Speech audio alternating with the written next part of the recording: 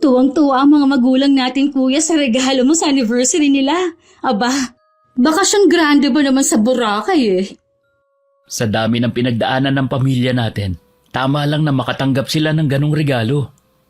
Oo nga, no? Ang dami ngang pinagdaanan ng pamilya natin. Biruin mo, nasunugan tayo ng bahay. Wala ni isa sa mga kamag-anak natin ang gustong tumulong nun. Dahil wala nga namang mapapala sa atin eh. Nagkasakit pa ang itay. Ay, para tayong pinagsakluban ng langit at lupa. Mabuti na lang, nalampasan na natin ang pinakamahirap na yugto ng buhay natin na yun. Sa kabila ng mga pangit na pangyayari sa buhay natin, marami pa rin tayong dapat ipagpasalamat. Tama ka, kuya. Teka, may iba nga pala ako. Wala ka pa bang ipapakilala sa amin na girlfriend mo? Aba, malapit ka nang mawala sa kalendaryo, no? Wala pa sa isip ko ang bagay na yan. Ang gusto kong unahin ngayon ay ang pagpapatayo namin ng talyer ni Itay. Napag-usapan nga namin na sa harap na lang nitong bahay magpatayo para hindi nauupan ng pwesto. Maganda nga ang naisip mo. Sigurado, yung mga dating nagmamaliit sa atin noon, naku, magugulat sa bigla nating pag-angat. Lalo na yung mga kamag-anak natin na walang bilib sa atin. Minsan sumagi din yan sa isip ko. Maganda ring ganti ang makita nila na umaangat na tayo sa buhay. Hindi ko rin makalimutan kung paano nila yurakan ang pagkatao ng mga magulang natin noon. Hindi natin yun dapat kalimutan habang nabubuhay tayo. Dahil sa kanila, nagsumikap tayo. Pero ayoko na puro galit na manahan dyan sa puso mo. Hindi maganda yan sa kalusugan mo ha. At saka ikaw lang naman ang mahihirapan. Wala na namang galit sa puso ko pero sana wag na natin silang makakasama sa okasyon o sa isang lugar. Kung minsan, kung ano yung hinihiling natin na wag sanang mangyari, yung pa madalas na nangyayari. Para bang sinusubukan pa tayo. Ibig mong sabihin, kuya, may posibilidad na makasama pa natin ang mga kamag-anak natin noon na nang abis sa atin? Oo naman, pero batiin pa rin natin sila. Huwag tayong maging mapagmataas. Huwag natin silang gayahin. Ang bait mo talaga, kuya. Parang hindi ka yata marunong magalit eh. Nagagalit din naman ako minsan. Tao pa rin naman ako. Nagmana lang siguro ako kay Itay na mahaba ang pasensya. At teka, anong oras ng hapala? 5:00 pa lang. Bakit? May lakad ka ba? Oo, may pupuntahan lang kami ni Billy. Bakit nga pala wala ang boyfriend mo kanina? Ay, sobrang busy sa trabaho niya. Nahihiya nga siya na hindi pumunta kanina. Okay lang ba, kuya, na maiwan ka mag-isa dito? Bukas pa kasi ako babalik eh. Oo naman. Mag-enjoy lang kayo ni Billy sa pupuntahan nyo. Mag-iisip na lang ako ng plano kung paano namin sisimulan ng Itay ang negosyo namin. Para pagbalik nila sa bakasyon, maumpisa na namin.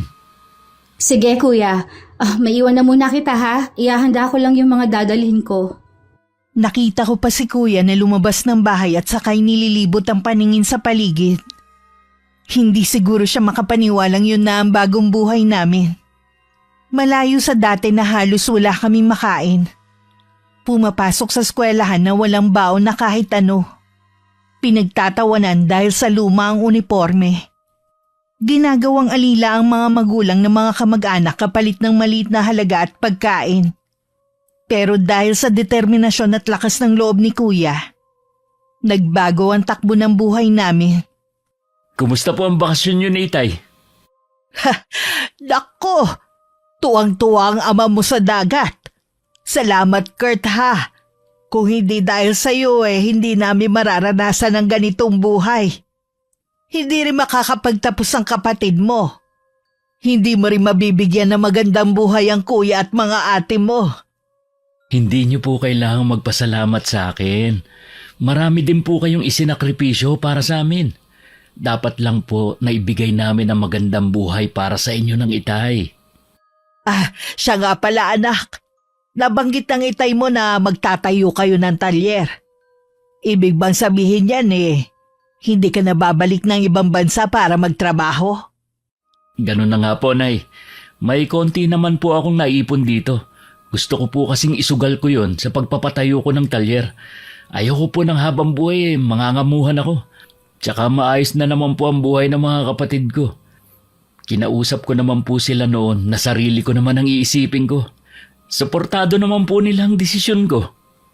Sa inyong 6 na magkakapatid ikaw lang ang may ganyang pag-iisip. Hindi na nakakapagtaka na aasenso ka. Kung hindi po ako magtagumpay sa plano ko, pwede pa naman po akong bumalik sa ibang bansa para magtrabaho. Alam kong magtatagumpay ka.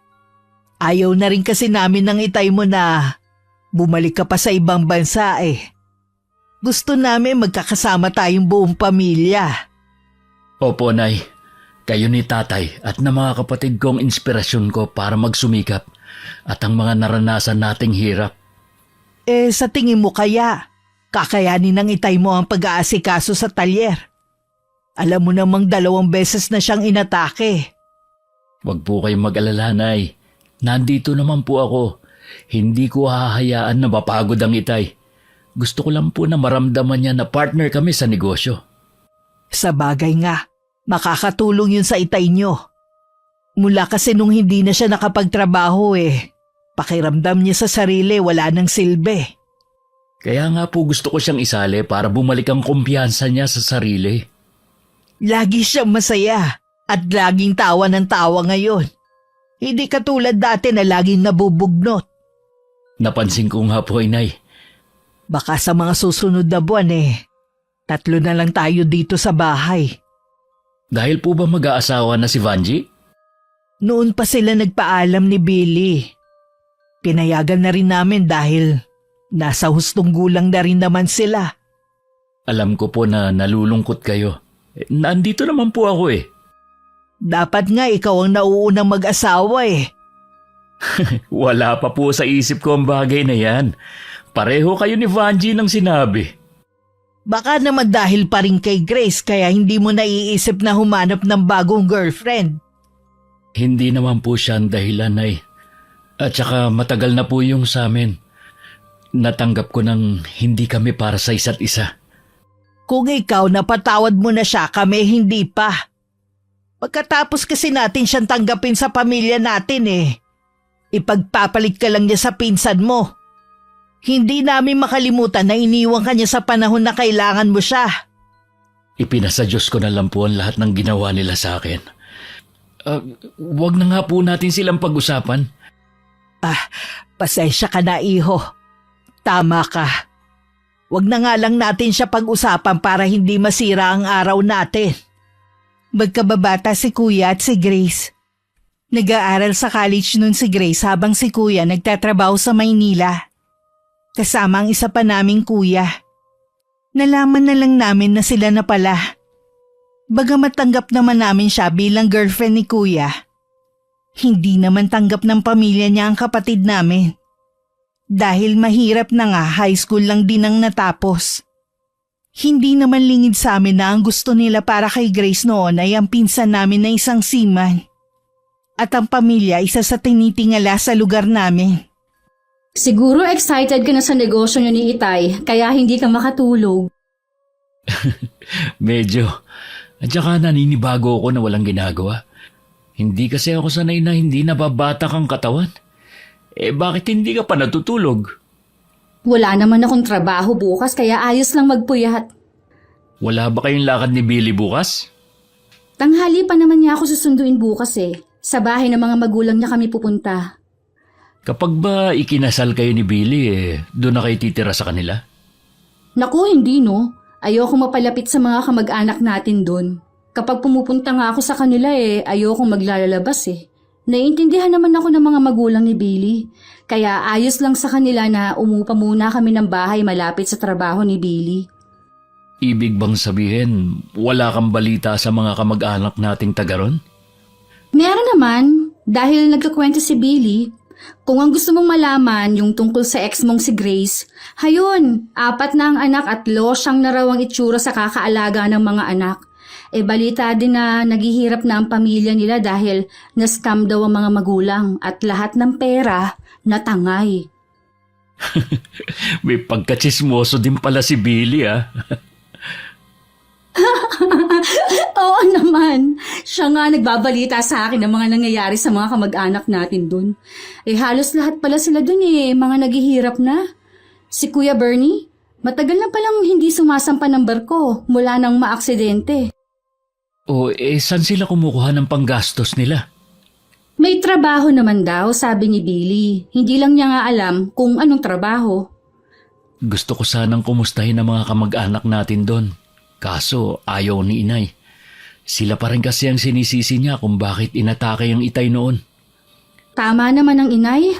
Mabuti na yung malayo na tayo sa kanila. Ayoko rin naman na makipaglapit sa mga yon. Tama nang malapit tayo sa kamag-anak natin sa inay. Baka kapag nalaman pa nila na maayos na ang buhay natin, utangan pa nila tayo. Mabuti na nga rin siguro yon na malayo tayo sa kanila. Mabuti talaga. Mahirap yung may kamag-anak kang mga inggitera, no? Ayaw nalalamangan at hihilain ka pababa. Ganon ang mga kamag-anak ng Itay. Mabuti na lang nakalayo na kami sa lugar na yun. Wala na rin kaming ganong balita pa sa kanila. Hindi naman nila kinukumusta ang Itay namin. Siguro para sa kanila patay na siya. Sa magkakapatid kasi ang ama lang namin ng hikaho sa buhay. Nang mga sumunod na araw abala na kaming lahat. Lalo na sa bagong bukas na talyer ni Kuya. Meron po palang sinabi sa akin si Billy kahapon nung nandun ako sa kanila. Ano naman ang mga sinabi ng nobyo mo? Balita daw po sa lugar nila yung tungkol sa talyer ni Kuya. Kaya nagulat ako nang bigla lang nag-chat sa akin yung anak ni Tito Ray. Nangungumusta at nakalimot na raw tayo sa kanila. Sana sinagot mo na kayo kamo nakalimot. Aba, pagkatapos ng ilang taon bigla na lang silang mangangamusta. Ay, hindi na lang po ako sumagot. Baka humaba lang po yung usapan. Huwag mo na lang banggitin sa Itay at Kuya Kurt mo na pag-usapan natin, ha? Wala po talaga akong balak banggitin pa. Ayoko na rin magkaroon ng connection sa kanila. Maayos na ang buhay natin na wala sila. Kaya wag na silang manggugulo pa sa buhay natin. Hindi na nila tayo magugulo pa. Kung ni isa sa kanila hindi natin hahayaan na makapasok sa buhay natin. Ano ba ang pinag-uusapan niyo at nagbubulungan pa kayo? Ano pa ba? Di yung talyer nyo ng Itay. Hindi ako makapaniwala na ilang linggo pa lang dagsa na ang mga customer mo. Nagbunga na rin lahat ng pagsasamikap mo. Tingin ko nga, kailangan nyo na magdagdag ng tauhan Hindi naman laging maraming tao Pero pinag-iisipan ko na rin ang kumuha ng isang tauhan. Kung kukuha ka ng tauhan kilatisin mo maigi anak. Sa panahon kasi ngayon mahirap nang magtiwala. Tama ang inay, kuya. Mahirap nang maloko. Huwag kayong mag-alala. Tatandaan ko mga sinabi nyo. Tsaka sa edad ko ba namang to, maluloko pa ba ako? Paalala lang naman ang sa amin ng kapatid mo. Tsaka baka daanin ka sa paawa bumigay ka. Ang bait mo pa naman. Hindi naman po ako masyadong mabait. Sige po, kapag dumating yung oras na kailangan ko ng kumuha ng tauhan, hihingi po ako ng opinyon nyo. Ayaw lang kasi namin na matulad ka sa ama mo. Sa sobrang tiwala sa ibang tao Sa huli sila pa ang nagpahamak sa kanya at nang iwan. Kalimutan na po natin ang nakaraan. Hindi po makakatulong yun para umusad tayo kung lagi na lang ninyong inaalala masamang pangyayari sa atin. Pasensya na mga anak ha. Hindi na ako magbabanggit pa ng tungkol doon. Ang mabuti pa, sa labas na lang tayo maghapunan mamaya. Libre ko. Tawagan mo Vanji ang nobyo mo para makasama natin. Sige kuya, tatawagan ko na ngayon. Ay sana wala siyang ginagawa. Pati sina ate at kuya, tawagan mo na rin. Kaya mahal na mahal ka ng mga kapatid mo Dahil sa pagiging galante mo at sobrang bait. Sana lalo kang pagpalain ng Panginoon. Mahal na mahal ka namin anak. 6 na buwan pa lang ang talyer ni Kuya naging in demand na to sa lugar namin. Nagdagdag na rin siya ng spare parts ng mga sasakyan. Nagsusupply na rin ng kapatid ko ng mga bago at second hand na mga gulong. Kumuha na rin siya ng 2 tauhan para naman sa pag-welding. Masasabi ko na umaasenso na nga ang kapatid ko sa pinili niyang larangan.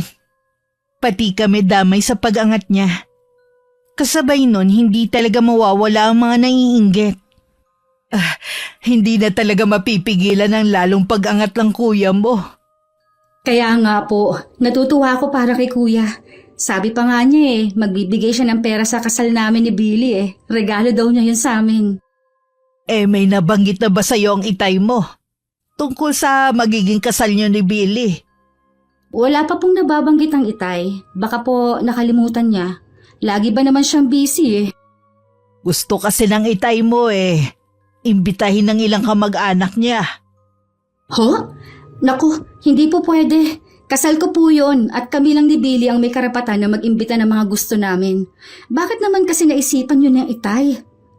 Paano kasi kinontak na naman siya ng mga kapatid niya? Keso kalimutan na daw ang nakaraan. Matatanda na raw sila pare-pareho at konting oras na lang ang natitira sa mundo. Dapat daw nagkakaayos na sila. Nagpauto na naman ang itay. Ay, gusto lang naman nilang makasagap ng balita tungkol sa naging buhay natin. Yun na nga ang sabi ko sa itay mo. Pero ang tigas ng ulo.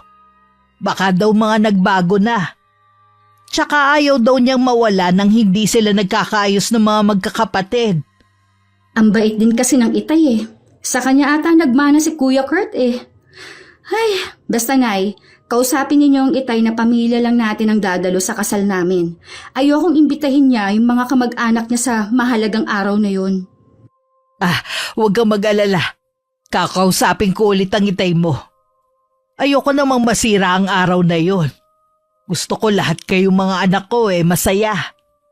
Salamat po, Nay. Mas masaya sana kung pati si Kuya ikakasal na rin. Wala naman siyang nobya, anong gagawin natin? Sinabihan ko na rin naman ng Kuya Kurt mo Pagkatapos ng kasal, hahanapan ko si Kuya ng pwedeng ireto sa kanya. Aba, hindi pwede na tumandang binata siya, no? Gusto ko rin na merong mag-aalaga sa kanya. Iba pa rin yung may sarili siyang pamilya. Sige nga anak, hanapan mo na ng magiging girlfriend ng kuya mo. Sana lang magustuhan ni Kuya ang irereto ko. Basta mabait at alam mong mapapabuti ang kuya mo sa babaeng yun. Hayan na pala si Kuya Ay nako, munti ko na makalimutan. Maghahanda pa pala ako ng merienda nila. Diyan ka nga muna, iha. Nung araw ng kasal ko, hindi ako napilit ng itay na imbitahin ng mga kamag-anak niya. Nakarating naman ng mga yun sa kanila. Marami silang sinabi na hindi magaganda sa amin ng mga kapatid ko. Kasama na dun na lumaki na raw ang ulo namin. Darating din daw ang pagbagsak namin. Ay, ang kapal talaga ng mga mukha nila para hilingin na bumagsak tayo. Mabuti na lang talaga hindi ko sila inimbita. Sigurado na parang perya ang kasal ko. Ewan ko ba kasi sa tatay niyo kung bakit kailangan pa niya banggitin ang tungkol sa kasal mo. Hindi naman daw po sinasadya ng itay na banggitin sa kanila. Nadulas lang siya. Kaya wala siyang pagpilian kundi imbitahin. Ang dami nilang post sa Facebook na pagpaparinig sa atin Lahat pinakita ng ate ni Billy. Ano bang pakialam nila kung ako lang ang nakatapos sa aming magkakapatid? Lahat na lang sinisilip nila Hanggang ngayon pala mababa pa rin ang tingin nila sa atin. Kahit ako lang ang nakatapos ng kolehiyo, mas malayo pa rin ang narating ninyo kaysa sa akin. Palibasa nga kasi, yun ang kahinaan natin. Doon nila tayo tinitira. Huwag kayo magpapa-apekto sa kanila. Kung malalaman nila na nanggagalaiti tayo sa galit, siguradong matutuwa pa ang mga yun. Tama ang inay. Huwag ka nang magalit. Masyado ka kasing nagpapa-apekto Hindi mo pa tinuloy ang honeymoon nyo ni Billy nang dahil sa kanila. Napag-usapan namin ni Billy na i-cancel muna. May trabaho din kasi siyang kailangan tapusin Ganun ba? Di relax ka muna. Buti at dito nyo naisip na tumira muna ni Billy. Kesa naman uupa pa kayo. Para mabilis kaming makaipon. Kaysa umupa, bibili na lang kami ng bahay. Ang mga plano at pinag-uusapan natin mabuti pang wag na nating ipaalam sa tatay nyo. Baka mamaya kasi madulas na naman yun sa mga kapatid niya. Opo, Nay. Kapag kami naman ang magkasama ng Itay, puro tungkol sa talyer ang pinag-uusapan namin. Lukot na lukot pa rin ang mukha mo, Vanji. Sa inyo talaga magkakapatid eh. Ikaw ang madaling maapektuhan. Ay, ewan ko ba, Nay? Bigla ko kasing naalala ang mga ginawa nila sa atin dati, pati ng mga pinsan namin. Ni minsan hindi tayo nagsalita sa mga masama nilang ginawa Tahimik tayong lumayo. Tapos ngayon, manggugulo sila at tayo pa talagang palalabasin nilang masama at nagbago dahil lang sa pera. Alam natin na hindi yun totoo. Mula ngayon putulin na natin ang ugnayan natin sa kanila. Bahala na ang Itay nyo kung gusto pa rin niya makipag-usap sa kanila. Mukha namang gumana ang ginawa namin na hindi pa mamansin sa mga kamag-anak namin. Hindi na kasi sila nagpo-post sa Facebook ng mga patama sa aming magkakapatid.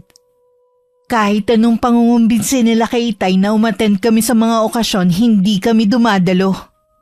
Kahit pumupunta sila sa bahay, ang inay at Itay lang ang humaharap sa kanila. Hinahanap ka pala ng tiya Choleng mo, Kurt. Sabi ko may inaasikaso ka na may kinalaman sa talyer. Sinabi po ba kung bakit ako hinahanap? Hindi ko naman tinanong Bakit daw po sila dumalaw dito mag-asawa? Nangangamusta lang sila at nagdala na rin ng pasalubong. Mukhang mabait na naman silang mag-asawa Hindi naman sila kasama sa mga kamag-anak ng Itay nyo na may sinasabi sa atin.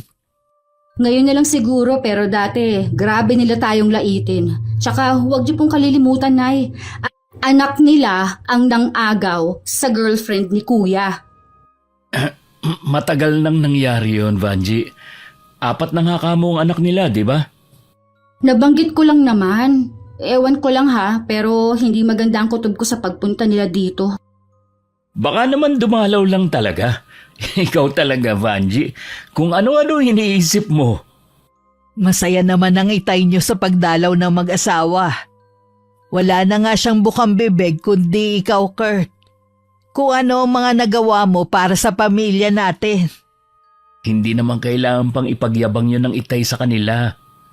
Mabuti nga yun, Kuya. Para mapagtanto nila ang ginawa nila sa'yo noon. Kesyo may anak silang seaman.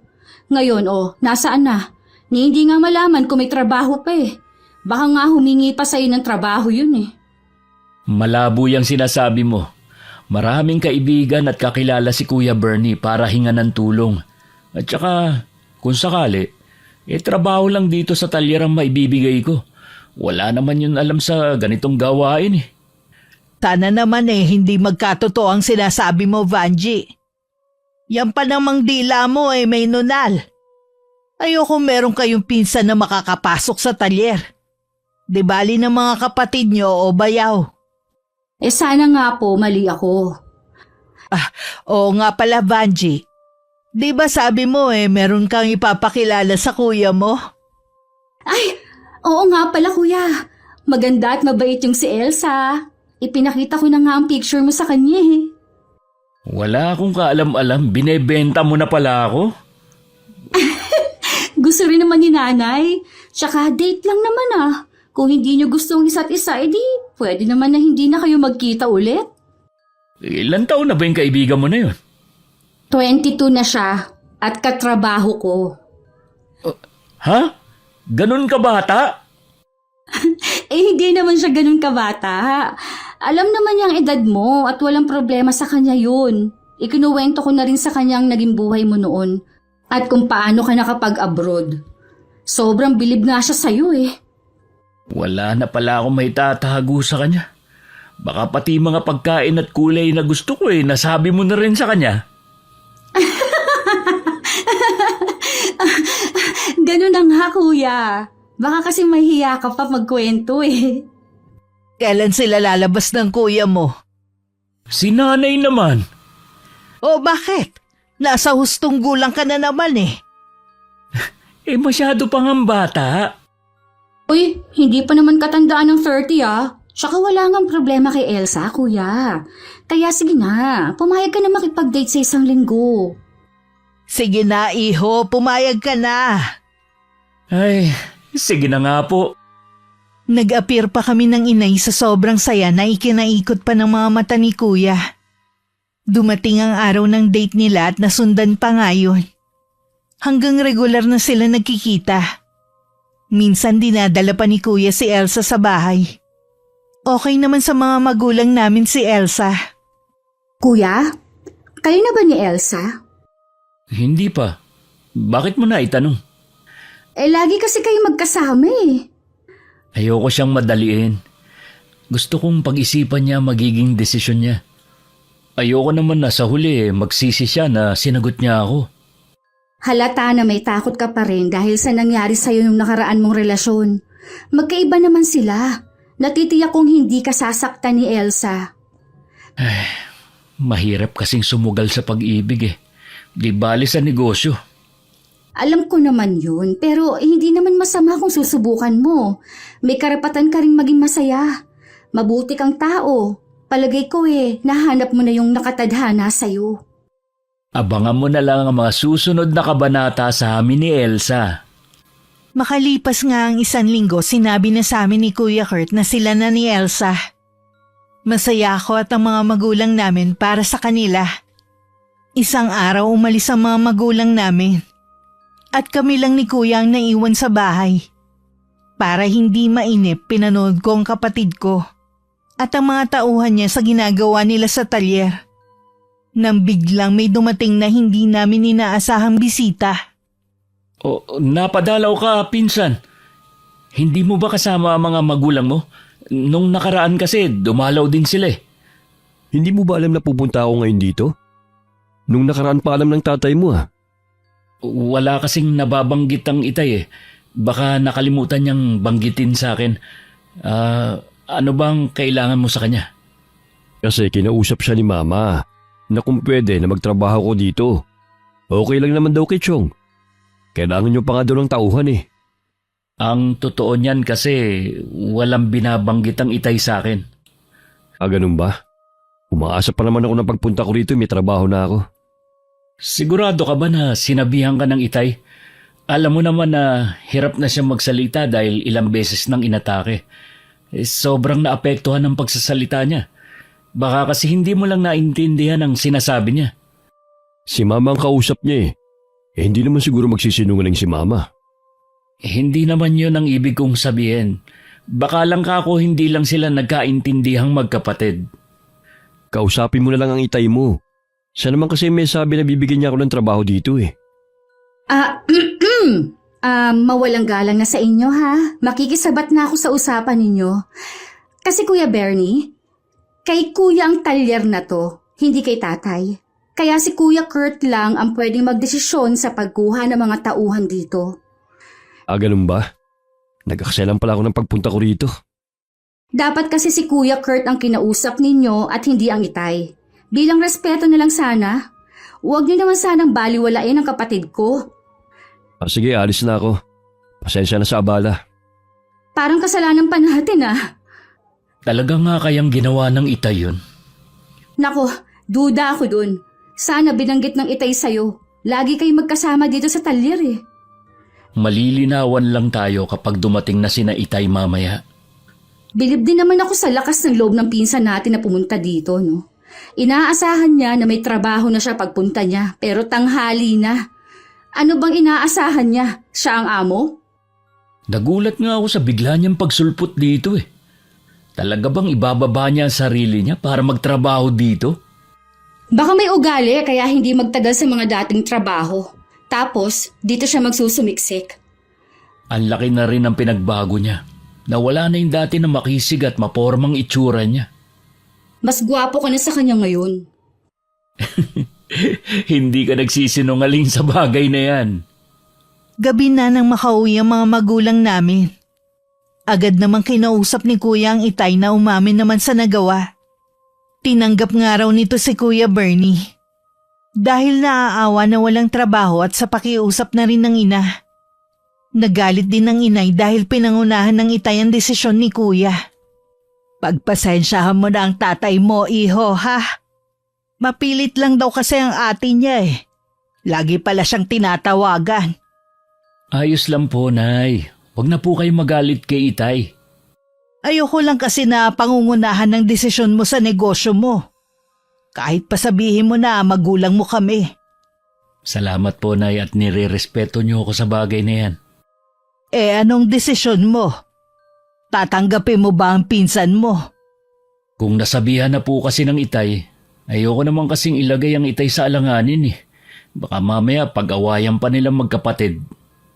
Kung nung nagpunta sana dito ang tiya Choling mo, nagsabi na sila, di sana akong sumagot. Idadaan pa talaga niya sa tatay niyo. Palibhasa, alam niya mabait ang kapatid. Parang walang respeto sa iyo eh. Ganun na nga po, Nay. Naniwala na siguro kayo sa akin, no? Malakas talagang pakiramdam ko na merong kailangan sila Tia Choling eh. Kaya sila biglang pumunta dito noon. Oo na, nagkatotoo na ang kutob mo. Hayaan mo na iho na ang tatay mo makipag-usap sa pinsan mo. Pwede mo naman siyang tanggapin, kuya eh. Para ipamukha mo sa kanya kung gaano nakalayo ang narating mo sa buhay. Mas malayo pa sa narating niya. Hindi maganda yung iniisip mo, Vanji. Hindi tama na pamukhaan mo ang isang tao. Baka isipin pa nila na naghihiganti ang kuya mo sa ginawa niyang pang-aagaw kay Grace. Sa bagay nga po. Saka mas tahimik kung hindi mo nalang tatanggapin si Kuya Bernie. Para sa katahimikan nating lahat, mas mabuting iwasan na lang natin sila. Bahala na po ang Itay na sabihin ang desisyon ko. Mag-focus ka na lang sa talyer at kay Elsa. Huwag mo nang isipin ang pinsan mo. Makakahanap naman siguro siya ng trabaho. Tama ang inay, kuya. Sarili mo na lang ang isipin mo. Huwag nang ibang bagay. Inakala namin na wala ng problema dahil kinausap na ng Itay si Tia Choling. Kaya nagulat na lang kami ng pagkaraan ng ilang araw. Pumunta muli si Kuya Bernie. Sa pagkakataong yun, mapagkumbaba na humihingi siya ng tulong kay Kuya. Sensya ka na kung nakakabala ako sa pagpunta ko rito ha. Alam ko din na nakausap na ng Itay mo si Mama. Ano bang sadya mo? Kasi kailangan ko talaga ng trabaho ngayon eh. Makikiusap sana ako na kung maaari, bigyan mo ko ng trabaho dito sa talyer mo. Ang totoo niyan kasi, kompleto na mga tauhan ko dito sa talyer ko. Kailangan ko lang talaga eh, lalo't buntis ang asawa ko. Wala ka bang maa-applyan na iba? Lagi akong bagsak sa medical eh, kaya hindi ako matanggap. Pasensya ka na talaga. Wala talagang bakante sa ngayon. Hindi naman siguro lingid sa'yo na bagsak na ang kabuhayan ng mga magulang ko. Wala na talaga kaming pagkukunan eh. Umasa talaga akong ikukonsidera mo ang pagiging magkamag-anak natin para bigyan ako ng trabaho. Maliit lang ang pasahod ko sa mga tauhan ko eh. Tsaka mahirap ang trabaho dito. Walang kaso sa akin yun.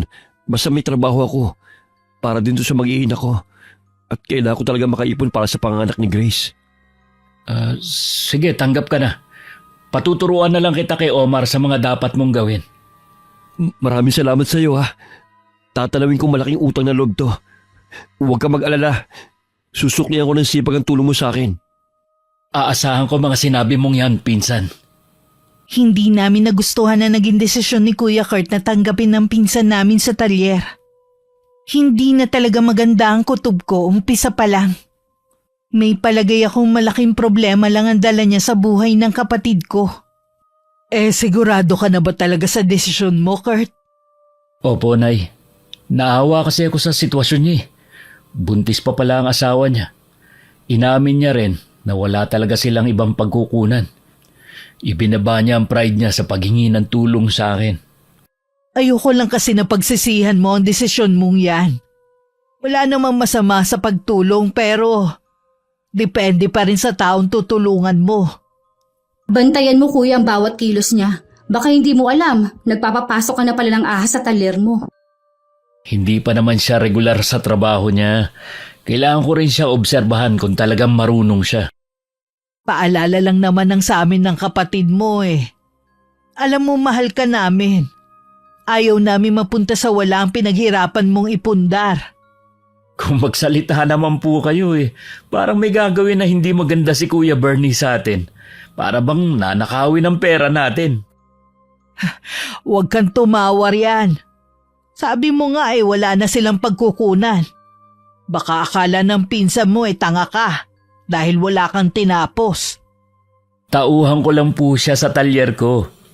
Hindi ko siya tataratuhing espesyal dahil lang sa pinsan ko siya. Hindi ko hahayaan na pakialaman niya ako sa pagpapatakbo ng negosyo ko. Tama yan, kuya. Sabi pa naman ni Billy mapapel lang si Kuya Bernie. Huwag mo hahayaan na magkaroon siya ng boses sa talyer mo, ha? Kailangan kapantay lang niya mga tauhan mo, hindi na hihigit dun. Nasabi na natin lahat sa Kuya Kurt mo, tama na siguro yon. Baka naman marindi na sa atin ang kapatid mo. Hindi naman po, Nay. Natatawa lang kasi ako dahil parang ang sama ng tingin niyo kay Kuya Bernie. Oo nga. Hindi mo naman kasi kami masisisi ng kapatid mo kung magduda man kami. Naiintindihan ko po kayo. Ang mabuti pa magpa-deliver tayo ng pagkain. Para bago umuwi, makapagmerienda rin ang mga tauhan ng talyer bago sila umuwi. Yan ang gusto ko kay kuya galante sa pagkain. Parang hindi ka na nasanay sa kuya mo. Tamang-tama, nagrereklamo na ang tatay nyo. Puro gulay daw ang ipinapakain ko sa kanya. Kahit nga ako na nagsasawa na sa niluluto nyo. Alam nyo naman nakasama talaga yun sa diet ng tatay nyo Paminsan-minsan lang naman po ito. Itanong nyo kay tatay kung anong gusto niya. Ako na lang ang magtatanong sa kanya. Maiwan ko na muna kayo ni nanay. Wala na akong mahihiling pa sa buhay na ibinibigay mo sa amin, anak. Sa loob ng 1 linggong pagtatrabaho ni Kuya Bernie sa talyer, naobserbahan naman ng kapatid ko na maayos siyang gumawa at sumusunod sa lahat ng pinag-uutos niya. Marunong din daw makisama sa mga katrabaho. Tingin ni Kuya natuto na sa buhay ang pinsan namin. Salamat sa iyo, pinsan, ha? Nakakailang pasalamat ka na sa akin. Sabi ko naman sa iyo, hindi mo kailangan magpasalamat lagi sa akin. Kung alam mo lang kasi na nabawasan ang isa sa mga problema ko dahil binigyan mo ako ng trabaho sa kabila ng napakalaking kasalanan ko sa iyo. Kalimutan na natin ang nakaraan. Matagal na rin naman yun Para kasi akong kinarma dahil sa ginawa ko. Mabuti ka pa nga nakapagpagawa ng bahay. May negosyo at may sasakyan. Ang layo na talaga ng narating mo. Bunga to ng pagsusumikap ko na sinabayan ng dasal. Sa kabila ng naranasan namin ng pamilya ko, hindi ako nagtanim ng galit sa kapwa ko. Sa halip ginamit ko pa yon para mangarap. Swerte ko na lang na akong pinadala ng kumpanya ng bakal na pinapasukan ko sa Japan. Ang swerte mo naman na isa ka sa mga napili. Ganun lang kabilis ang pag-asenso mo. Bago naman ako nakaalis marami din akong pinagdaanan. Kinailangan ko rin mag-aral sa TESDA noon dahil isa yun sa requirement. Halos hindi na ako makatulog para mapagsabay ko ang pag-aaral at trabaho. Muntik na rin ako sumuko dahil nagkasakit ako. Pero dahil yun ang nakatadhana sa akin, nakaalis pa rin ako. Kung hindi pa sa mga kapatid ni Billy, wala kaming mababalitaan sa inyo. Nung umalis kami sa lugar natin, mas pinili na lang namin na mamuhay ng tahimik. Ayaw na kasi ng pamilya namin ng gulo. Kahit hindi nyo sabihin, alam ko na may galit pa rin kayo sa amin dahil hindi namin kayo tinulungan noon. Kaya wala ni isa sa amin ang inimbita ni Vanji sa kasal niya. Kapatid ko nagdesisyon sa bagay na yon. Hindi namin pwedeng panghimasukan. Hindi ka lang maswerte sa negosyo mo, kundi sa girlfriend na rin. Magaling ka rin pumili ng bata at maganda, no? May plano na ba kayo lumagay sa tahimik? Wala pa sa ngayon. Ini-enjoy lang muna namin ang bawat sandali. Ilang buwan pa lang naman kami. Sana tuloy-tuloy na ang pag-asenso mo. At huwag mo rin sana kaming kalimutan. Napansin namin ng inay na parang naging malapit na sa isa't isa sina Kuya Kurt at Kuya Bernie. Kinukutuban naman ako ng hindi maganda. Lalo't madalas kong nahuhuli na puno ng inggit ang tingin ni Kuya Bernie sa kuya ko. Ayoko naman sabihin ang napansin ko dahil sasabihan na naman ako ng kapatid ko na napapraning lang. Wala naman kasing ginagawang mali sa trabaho ang pinsan namin. Lagi ngang pinupuri ng kuya mo ang pinsan niyo Masipag daw sa trabaho. Handang matuto at marunong makisama. Kahit hindi raw naman kailangan nag-o-overtime pa rin sa trabaho. Ang katwiran gustong sulitin ang pinapasahod sa kanya. Masyado kasing mabait si Kuya Kurt kaya hindi niya napapansin ang kakaibang ikinikilos ni Kuya Bernie. Sumisip-sip lang yun sa kanya para mahuli ang loob niya. Siya naman tuwang-tuwa. Kahit nga ang ama mo ay natutuwa din kay Bernie. Sa sandaling panahon nakalimutan na nilang ginawa ng mga yun sa atin. Pareho kasing mabait si Itay at Kuya. Basta ako, iba ang kutob ko. Huwag kang magpaka-stress. Alam mo makakasama yan sa'yo Oo nga pala, hindi pa pala alam ni Kuya na buntis na ako. Tsaka ko na lang siguro sasabihin. Sabihin mo na. Siguradong matutuwa ang kuya mo.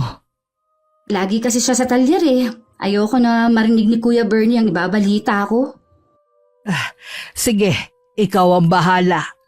Huwag mo lang kalilimutan ang bilin sa'yo ng doktor at ng asawa mo. Tama naman si Billy Dapat siguro mag-resign ka na muna sa trabaho mo. Mas kailangan nga namin kumayod ngayon dahil magkakaanak na kami. Kaya ko pa naman po magtrabaho. Nag-aalala lang naman sa'yo si Billy. Lalo't unang beses niyo magkakaanak. Mag-iingat na lang po ako. Oh, ba't ngayon lang pumasok si Bernie? Isa pa nga yan sa napapansin ko Tanghali na siya pumasok. Narinig kong pinag-uusapan ng mga kasama niya na hindi siya sinisita ni Kuya. Samantalang sila bawal malik. Saka pupunta? Lalapitan ko lang po at pagsasabihan. Hayaan mo na ang kapatid mo ang gumawa niyan. Baka ikaw pa ang mapasama. Okay lang kasi kay Kuya yung ginagawa Gusto daw sulitin yung sahod niya. Sa umpisa lang naman magaling. Mabuti pa pumasok na tayo sa loob ng bahay. Basta Nay, kailangan yung bantayan ng taong yan. Lumalabas na ang totoong ugali niya Oo na, ako nang bahala. Halika na sa loob. Hindi na namin nakita ang pagsunod ng tingin sa amin ni Kuya Bernie habang papasok kami sa loob ng bahay. Kahit hindi niya narinig ang pinag-uusapan namin ng inay, parang alam niyang siya ang topic namin. Dahil sa laging pagsama ng pakiramdam ko, napilitan muna ako na magpahinga sa trabaho. Nang araw na yun tanghali na ako nagising. Naisip ko na lumabas ng bahay. Noon ko nahuli si Kuya Bernie na tinitingnan ng bagong biling sasakyan ng kapatid ko. Ikaw pala, Vanji. Wala ka bang pasok? Wala. Ano nga palang ginagawa mo dito sa garahe namin? Hindi kasi namin pinapayagan ng mga tauhan ng talyer na pumunta rito. Break time naman kasi namin Kaya naisipan kong tignan ng bagong sasakyan ng kapatid mo. Ang astig, no? Oo naman, bunga yan ng sipag at tiyaga ni Kuya. Ang swerte talaga ng kuya mo. Pati kayo ng mga kapatid niya. Lahat pala ng kapatid mo may negosyo na. Isa na kami sa halimbawa na hindi kailangan may tinapos para lang maging matagumpay sa buhay. Oo nga. Siguro hanggang ngayon may galit ka pa rin sa amin. Bakit hindi mo gayahin ng kapatid mo? Nakinilimutan ng lahat ng nangyari. Magkaiba kasi kami ni Kuya Kailanman hindi ako makakalimot sa mga nangyari. Oo, napatawad ko na kayo, pero hindi ibig sabihin na hahayaan ko na kayo makapasok sa pamilya namin. Ibig bang sabihin, hindi mo gusto na nagtatrabaho ko sa talyeran ng kuya mo? Malaki ang respeto namin kay Kuya, kaya hindi kami nangingialam sa desisyon niya, kahit tutol kami. Trabaho lang naman ang gusto ko, dahil buntis si Grace. Kailangan ko makaipon para sa panganganak niya. Nabanggit nga ni Kuya kaya ka binigyan ng trabaho dahil na rin sa awa. Sana wag mo samantalahin ang kabaitan niya. Napansin kasi namin ng inay na lagi kang tanghali na pumapasok. Ipinagpaalam ko naman yun kay Kurt. Tuwing umaga kasi masama ang pakiramdam ng asawa ko. Siguro yung nangyayari sa inyo ng asawa mo? Karma na yan sa ginawa ninyo kay Kuya Kurt. Mabuti pa babalik na ako sa trabaho.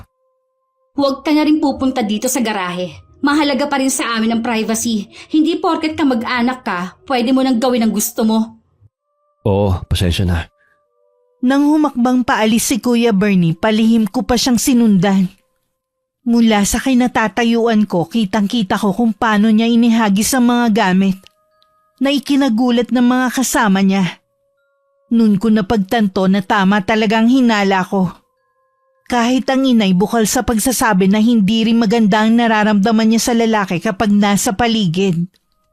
Ay, kaya lang hindi naman siya pwedeng paalisin ni Kurt. Lalo't manganganak ang asawa niya. Naawa din naman po ako kay Grace. Kaya lang paano naman si Kuya? Baka mamaya meron ng masamang plano si Kuya Bernie sa kanya. Halata namang inggit niya sa atin Kapag nakapanganak na si Grace, kakausapin ko na masinsinan ng kapatid mo. Hindi rin talaga ako mapalagay na umaali-aligid sa garahe ang Bernie na yon. Oh, haya na pala si Kuya. Mukhang seryoso pinag-uusapan nyo eto nga pala. Regalo namin ni Elsa. Kagabi ko pa sana ibibigay yan kaso tulog ka na. Uy, salamat Kuya. Siguradong gamit na naman ito ng baby. Ang dami niyo ng regalo. Matagal pa naman ako manganganak. Nakita kasi namin yan kahapon habang nag-iikot kami sa mall ni Elsa. Nakyutan kami, kaya binili na namin. Ang cute naman ng bodysuit na to. Kaya lang bakit pink? Hindi pa nga natin alam kung babae ba Palitan na lang kung sakaling lalaki magiging anak nyo ni Billy. O kaya, pamigay mo. Nako, kahit lalaki pa ang magiging baby ko, itatago ko pa rin to. Regalo niyo to ni Elsa Ikaw, iho. Kailan nyo naman plano ni Elsa? Bakit naman napunta sa akin ang usapan? Ikaw na lang kasi ang walang asawa sa inyong magkakapatid Huwag po kayo mainip. Darating din po tayo dyan. Sa totoo lang, naiinip na kami ng tatay mo. Kung kailan ka mag-aasawa. Napag-uusapan na rin namin yan ni Elsa. Paplanuhin na po namin sa 1 taon. Talaga, Kuya? Oo. Okay naman sa pamilya niya, relasyon namin Binigyan na kami ng basbas kung magpapakasal na kami. Masaya ako para sa iyo, anak. Hindi na kami mag-aalala sa iyo ng itay mo. Hangad ko ang kaligayahan ninyo ni Elsa. Mabuti na rin na hindi kayo nagkatuluyan ni Grace. Baka maging impyerno lang ang buhay mo sa kanya At least, ang mga magulang ni Elsa hindi matapobre. Ikaw talaga, binanggit mo pa talaga si Grace. Mula ngayon, ayoko na maririnig ang pangalan niya dito sa bahay Matagal nang tapos ang sa amin. Sige Kuya, pasensya na. Siya nga po pala. Dito po maghahaponan si Elsa. Pwede po ba kayo magluto ng special, Nay? Oo naman. Ipagluluto ko siya ng paborito niyang ulam. Salamat po, Nay. Maiwan ko muna kayo. Babalik na ako sa talyer. Naabutan ni Kuya na nagtatalo ang isa niyang tauhan at si Kuya Bernie. May pinagtatalunan ng dalawa na hindi niya alam. Makailang ulit pang isinalya ng pinsan namin si Omar. Tahimik naman ang iba sa nangyayari. Ano nangyayari dito? Umalis lang ako sandali. Nag-aaway na kayo? Wala lang to, pinsan. Meron lang kaming mababaw na pinagtalunan. Sige na, Omar. Bumalik na sa trabaho. Kayo din, bumalik na kayo sa trabaho nyo. Tapos na break time. Pinaalis mo na agad sila? May tatanong pa nga ako sa kanila. Wala lang naman yun, pinsan. Hindi mo kailangan panakihin. Sa susunod, huwag kang umasta na parang ikaw ang boss dito. Lalo na kapag wala ako. Sana matuto kang lumugar. May mga natatanggap kasi akong reklamo sa mga kasamahan mo. Kahit magkamag-anak tayo, tauhan pa rin kita dito. Ang yabang mo naman. Talyar lang naman tong negosyo mo Kung umasta kaya akala mo kung sino ka na. Hoy Kurt, huwag masyadong matayog ang lipad. Baka bigla kang lumagpak sa lupa. Yan pala ang tingin mo sa akin ano pang ginagawa mo rito? Malaya kang umalis sa talyar ko. Pinsan, pasensya ka na sa mga nasabi ko. Nabigla lang ako. Ang dami ko kasing iniisip na problema sa bahay Lahat tayo may problema. Kahit ang mga kasamahan mo rito pero hindi nila dinadala dito sa trabaho. Pasensya na talaga, pinsan. Pangako hindi na ito mauulit. Huwag mo sanang isipin na tanga ako. Hindi lang ako nagsasalita pero marami ako napapansin. Maliban sa mga sumbong ng mga kasama mo. Kung ano man ang sinusumbong nila sa'yo, huwag kang maniwala sa kanila. Gusto lang nila akong siraan. Kaya nga nagkainitan kami ni Omar Lahat kayo rito, pamilya ang turing ko. Kaya hanggat maaari, ayoko nagkakaroon ng iringan. Kung totoo yung sinasabi mo, Ba't ayos sa akin ng nanay at kapatid mo na nandito ako? Hindi ko hawak ang puso't isipan nila. Wala akong magagawa kung hindi pa rin sila nakakalimot. Kung meron na ako ibang pwede mapasukan, hindi ako magtsatsaga rito. Parang hindi ka mag-anak ang turing niyo sa akin eh. Huwag masyadong mataas ang pride mo. Walang-wala na nga kayo. Matuto ka sanang magpakumbaba. Si Grace yata nagdala ng kamalasan sa akin eh. Huwag ka namang magsalita ng ganyan sa asawa mo kahit hindi pa niya naririnig.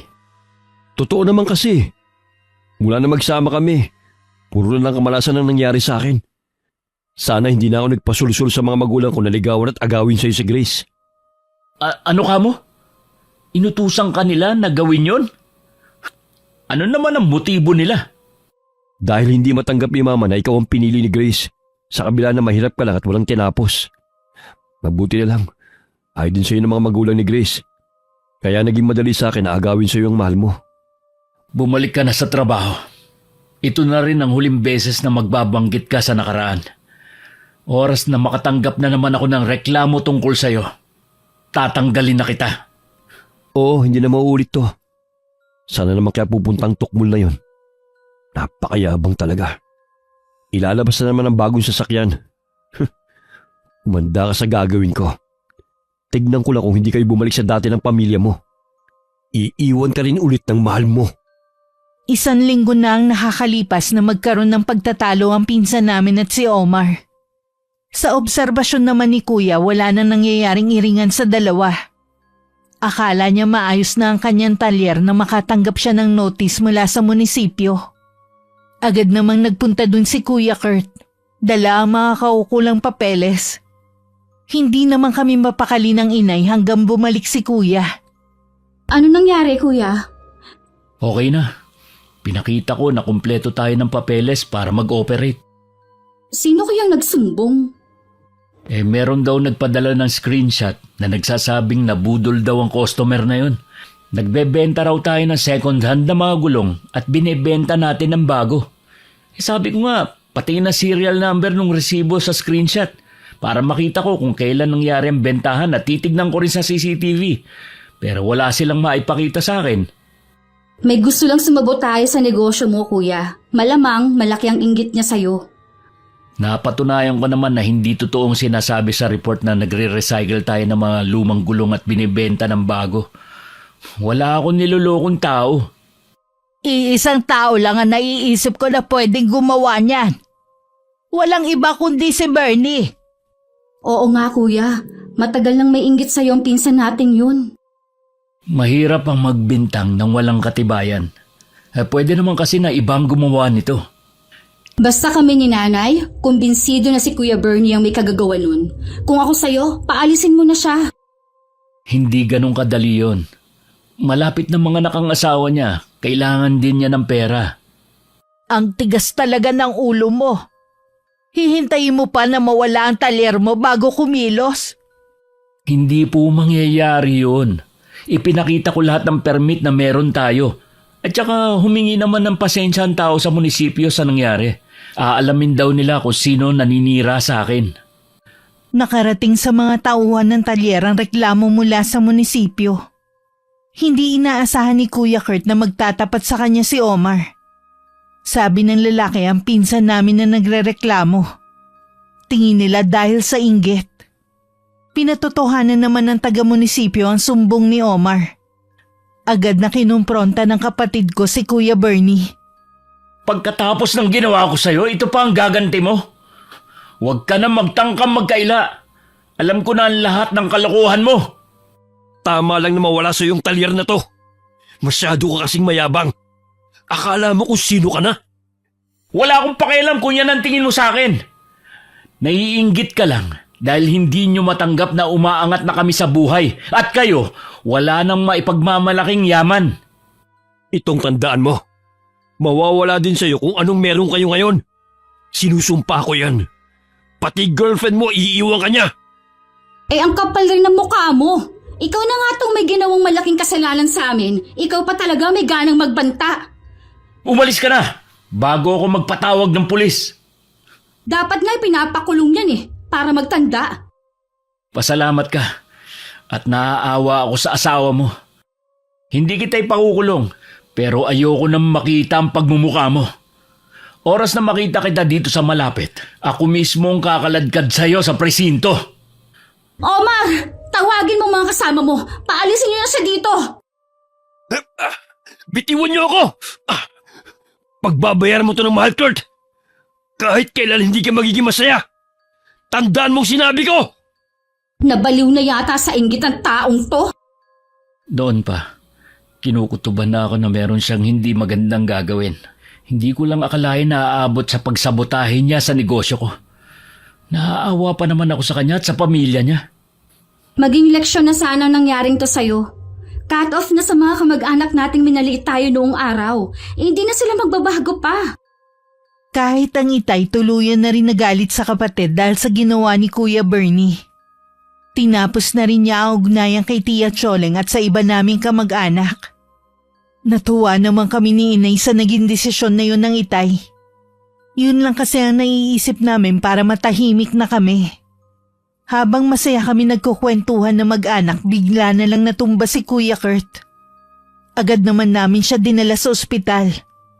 Nandun din ang kanyang girlfriend na labis na nag-aalala. Gusto ko nang umuwi sa atin. Ang dami ko pang gagawin sa talyer. Kausap na ng inay ang doktor. Hintayin na rin natin ang resulta ng laboratory test mo. Bakit kasi kailangan niyo pa akong dalhin dito sa ospital? Wala naman ako sakit eh. Mabuti na yung nakakasiguro tayo. Ngayon lang kasi nangyari nang nawalan ka ng malay eh. Wala naman ako nararamdaman sa katawan ko eh. Hindi naman kumikirot ang ulo ko. Baka dahil sa puyat lang kaya ako nahilo. Ilang gabi na kasi akong nagigising ng alanganing oras eh. May bumabag-habag ba sa'yo, kuya? Wala naman. Ayos naman kami ni Elsa. Okay ang takbo ng negosyo natin. Hindi ko alam kung bakit bigla na lang ako nagigising. Talagang nawawala ang antok ko. Pakiramdam ko tuloy sa araw eh. Nangihina ako sa antok. Malalaman natin sa resulta kung may sakit ka nga. Sana naman wala akong sakit. Nandito na pala ang inay. O Nay, ano po ang sabi ng doktor? Wala naman silang nakita na sakit sa'yo eh. Normal din ang lumabas na resulta sa lab test mo. Pwede ka na nga raw umuwi ngayon eh. Ay, salamat naman. Gusto ko na talagang umuwi kanina pa eh. Aayusin ko na ang gamit natin para makauwi na tayo. Ilang araw pagkalabas ni Kuya Kurt sa ospital, muli na naman siyang nahimatay. Lahat ginawa na namin para magkamalay siya pero hindi pa rin siya nagigising. Kaya napilitan na kami na dalhin siya sa ospital. Pagdating doon, normal naman lahat ng check-up sa kanya na labis namin ipinagtataka. Nang araw na yun, inuwi rin namin si Kuya. Ano ang nararamdaman mo, anak? Wala naman po, maliban sa inaantok ako. Matulog ka muna sa kwarto mo. Gigisingin na lang kita kapag nakaluto na ako, ha? Maiwan ko na muna kayo. Ay, ano nga kaya nangyayari kay kuya? Bakit hindi makita ng doktor ang sakit niya? Kita naman kay kuya na meron siyang iniindang sakit. Sa ibang doktor natin siya ipapasuri. Di bali nang gumastos tayo ng malaki basta malaman lang natin ang sakit ng kuya mo.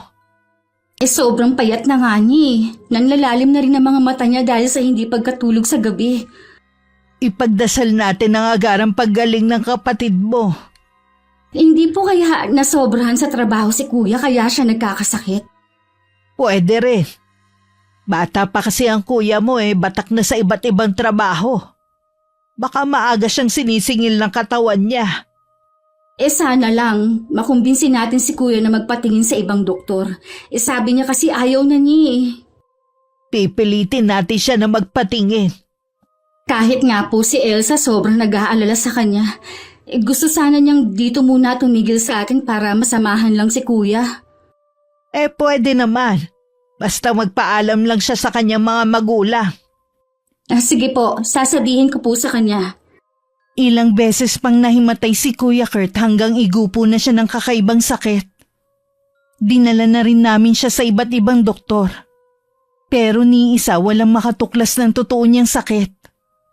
Nang maramdaman namin na parang gusto siyang pag-eksperimentohan ng mga doktor, inuwi na lang namin siya sa bahay. Ano kaya talagang sakit ni kuya? Bakit nangungulubot ang balat niya at nakakalbo pa siya? Mas matanda pa siyang tingnan kay Itay eh. Hindi na rin siya makatayo kung walang alalay o tungkod. Kung pwede nga lang sanang akuin na lang ang nararamdaman ng kuya mo eh. Sana ako na lang ang magdusa. Nakipaghiwalay na rin siya kay Elsa. Iyak nga nang iyak yung kaibigan ko eh. Ewan ko ba kay kuya? Tanggap naman siya ng girlfriend niya kung anong kalagayan niya eh. Hindi rin natin masisisi ang kapatid mo kung bakit niya yung ginawa. Iniisip niya siguro na iiwan din siya ni Elsa kaya siya na lang ang una nakipaghiwalay. Hindi naman po ganun si Elsa. Mahal talaga siya ng kaibigan ko. Kung talagang mahal niya ang kapatid mo, handa dapat siya maghintay at magtiis. Eh yun nga po ang sabi ko sa kanya. Handa naman po siya. Gusto sana niyang alagaan si kuya kaso lagi siyang ipinagtatabuyan. At minsan nga binubulyawan. Kailangan pa natin habaan ng pasensya natin sa kapatid mo. Hindi biro ang pinagdadaanan niya. Nahinto kami sa pag-uusap ng inay nang marinig namin ang malakas na sigaw ni Kuya Kurt sa kwarto niya. Mabilis namin siyang pinuntahan. At nakita namin siya na nagsusumiksik sa isang sulok habang takot na takot. Meron din siyang itinuturo sa kisame. Nay! Paalisin mo siya! Gusto niya akong kunin! Dadaling daw niya ako sa malayo, Nay! Eh sino bang tinutukoy mo? Wala naman kami nakikita eh. Ayun siya oh! Paalisin mo siya dito sa kwarto ko! Ayoko sumama sa kanya! Wala na siya kuya. Huwag ka na matakot. Pinaalis ko na siya. Hindi na siya babalik dito. Talaga? Oo nga no. Wala na siya. Tumayo ka na riyan. Dito ka na sa higaan mo. Huwag niyo akong iiwan ha. Dito lang kay ni Vanji. Oo, hindi kami aalis. Nagugutom ka ba? Ipagluluto kita ng gusto mo. Hindi po ako nagugutom. Gusto ko na lang matulog. Sige lang, matulog ka na. Habang tumatagal, palala ng palala ang kalagayan ni kuya. Hindi na normal ang ikinikilos niya. Alam ko. Pero anong gagawin natin? Walang doktor ang makakapagpagaling sa kapatid mo. Magtatanong po ako sa mga kakilala ko. Baka po may alam silang pwedeng makatulong sa atin. Minsan talaga mga doktor walang kwenta. Mahalaga lang sa kanilang pera. Lahat gawin natin para gumaling lang ang kapatid mo. Hindi ko kakayanin kapag tuluyang nawala sa atin ang kuya mo. Nung gabi magkausap kami ni Elsa. Sinabi ko sa kanya ang kalagayan ni kuya. Meron siyang sinasabi sa akin na nakapukaw ng atensyon ko. Bigla ring sumagi sa akin ng pagbabanta ni Kuya Bernie kay kuya. Pagkatapos ng tawag agad kong hinanap ang inay. Inay! Inay! Huwag ka maingay. Katutulog lang ulit ng kapatid mo ngayon. Kanina nagwawala na naman. Nay, kausap ko po kayo na si Elsa. Ang sabi niya, posible daw pong may kumukulam kay kuya. Eh sino naman ang gagawa ng ganun sa kapatid mo? Napakabait ng kuya mo. Wala siya nagiging kaaway. Nakalimutan niyo na po si Kuya Bernie. Matindi ang galit niya kay kuya. Bago siya umalis nun, pinagbantaan niya si kuya. Magagawa kaya yun ng pinsan niyo? Walang imposible sa taong puno ng inggit ang katawan. Kung ganun kailangan natin ng mahusay na manggagamot. Saan naman tayo makakahanap nun? Huwag na po kayo mag-alala, Nay. Isang magaling na manggagamot ang lola ni Elsa. Isasama daw niya ang kanyang lola dito sa bahay. Salamat sa Diyos. Dininig na ang ating mga dasal. Gagaling na rin ang kuya mo. Hihintayin ko lang po sila sa labas. Nagngingit-ngit man ang kalooban ko dahil sa ginawa ni Kuya Bernie. Kailangan ko munang isang tabi ang nararamdaman ko.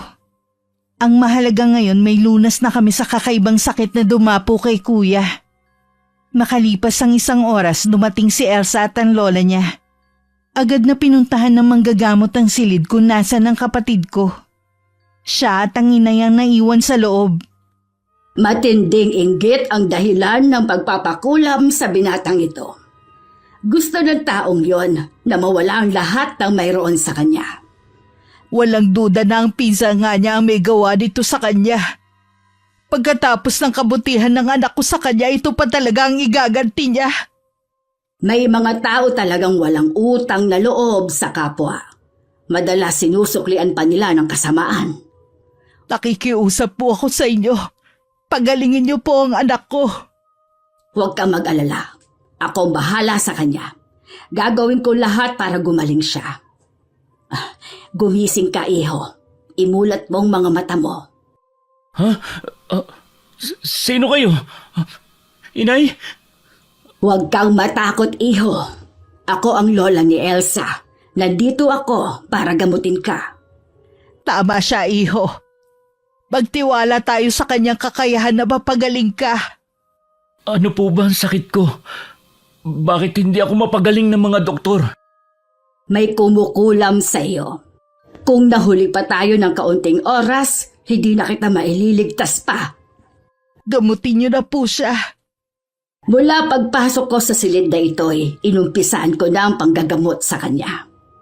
May lumalabas na usok sa bibig niya. Layuan mo ang binatang ito at huwag na muling lalapit sa kanya. Dahil kung hindi, matitikman mo ang lupit ng aking kapangyarihan. Kurt, bakit po siya hinimatay? Huwag ka nang mag-alala. Magaling ng anak mo. Isusuot ko sa kanya ang pulseras na ito para hindi na siya malapitan ng itim na kapangyarihan. May posibilidad kasi na maulit ang nangyaring ito sa kanya. Maraming salamat po sa inyo, Aling Maria. Ang totoo niyan, matagal na akong hindi nang gagamot. Umiiyak na pinuntahan ako ni Elsa at nagmamakaawa siyang gamutin ko ang lalaking mahal niya. Pumayag ako, pero sa isang kondisyon. Ano po ang kondisyon niyo? Na siya ang magmamana ng aking kakayanan na tinatanggihan nilang mag-ina noon. Pumayag ang apo ko, basta pagalingin ko lang ang kanyang nobyo. Mahal talaga ni Elsa ang anak ko. Napakaswerte ng anak ko sa kanya. Sila talaga ang nakatadhana sa isa't isa.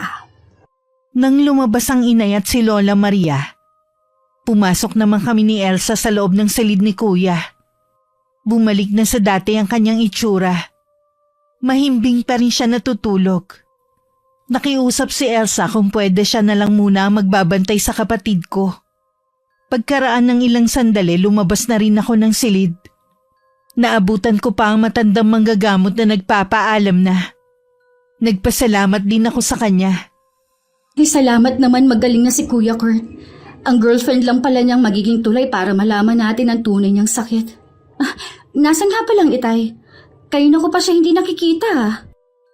Naroon siya sa maliit na altar at nagdarasal.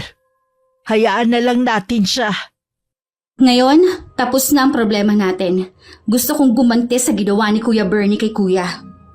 Ganyan din ang nararamdaman ko kanina.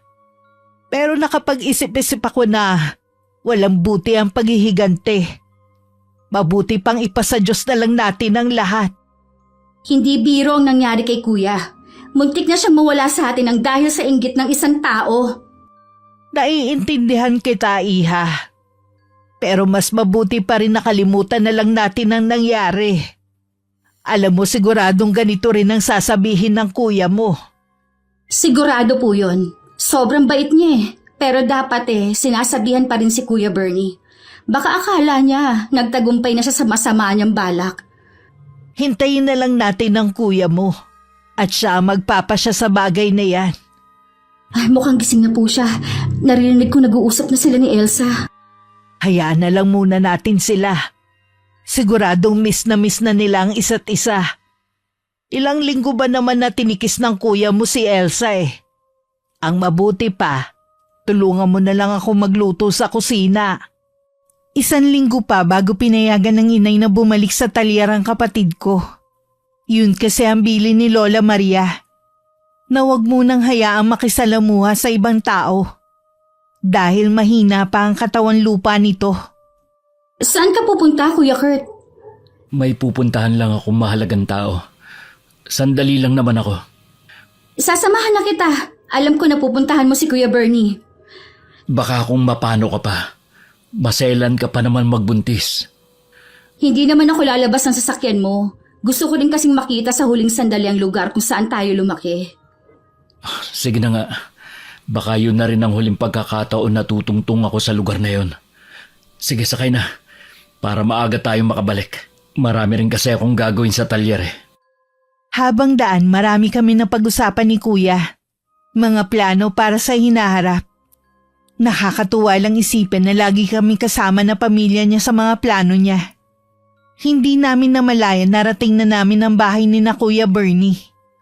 Hindi na ako bumaba at binuksan ko na lang ang bintana. Kitang-kita ang matinding gulat sa mag-asawa na makita si Kuya. Kurt, anong ginagawa mo rito? Nagulat ka ba dahil magaling na ako? Bakit? Nagkasakit ka ba? Oo. Sakit na binigay mo. Akala mo ba hindi ko malalaman na ikaw ang nagpakulam sa akin? Hindi ko alam ang sinasabi mo. Huwag ka na magkaila pa.